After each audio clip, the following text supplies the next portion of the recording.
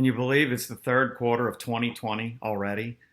Man, there's been a lot going on this year. I think you all will agree with that one.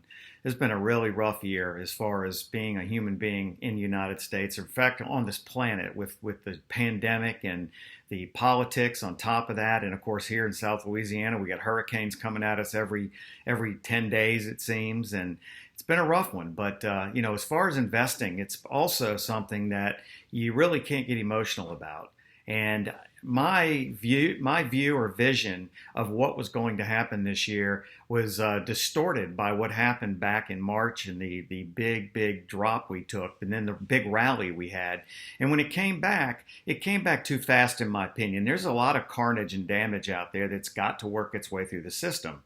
But as you've seen, markets are bouncing all over the place. They've come back strongly, then they retreat. Then they come back strong and then they retreat. So I picked a point a few weeks back. I sent you an email explaining that I felt a little bit uncomfortable about where the market was currently, and I didn't feel like there was a lot of upside to it from that point, and I felt there was pretty good risk to the downside. Well, the month of September actually turned out to be a negative month. Not a lot negative. The S&P 500 was down about 2.5%. NASDAQ was down between 4 and 5% for the month. And consumer staples and healthcare led. And usually when that happens, that's because the market's going down. September and October are two of the most volatile months of the year historically, at least in modern times. So I felt it made sense to just pull a little bit back, be a little more cautious. Let's get through the election because who knows what's going to happen there. I'm considering that it's going to be a contested election with all the mail-in ballots. We may not know on November 3rd who the president is, and markets don't like that sort of thing, as we remember from Bush Gore.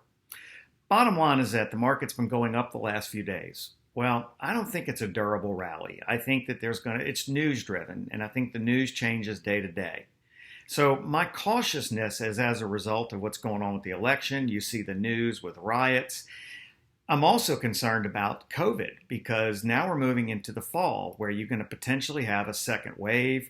It's flu season. According to the experts, that's going to help COVID become more widespread. So we could have more COVID issues to deal with in the fall. We may not. But what it's going to come down to is therapeutics and vaccines. We get that and put this behind us. There's enough going on in America for our stock market to have a strong rally. And I think we're going to be prepared to take advantage of it. But what I don't want to do is step in front of a train right now.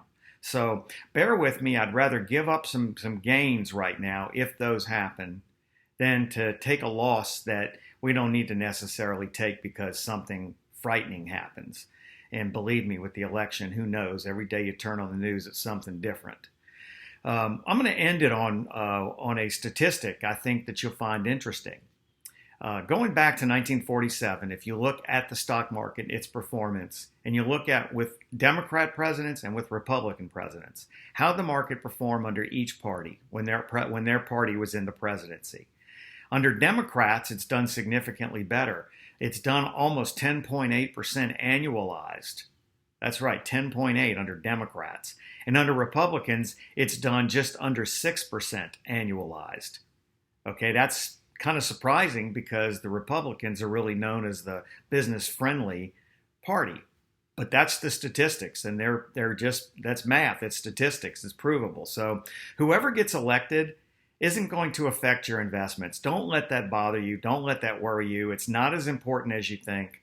And it doesn't matter if we have a Republican or a Democrat, or you agree or you don't agree with who's in the White House. You still need to stay invested, and things will do well under both.